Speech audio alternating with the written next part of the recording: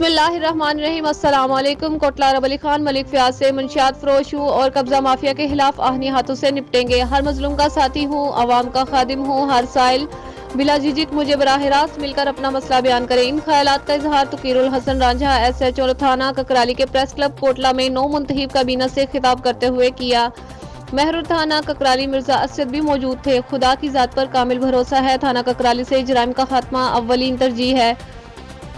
Police और press का चोली दामन का साथ है। प्रेस क्लब कोटला के मेंबरान ने हमेशा सहाफत को फरोग दिया है। नई काबीना मंजे हुए सहाफियों पर मुश्तमिल है।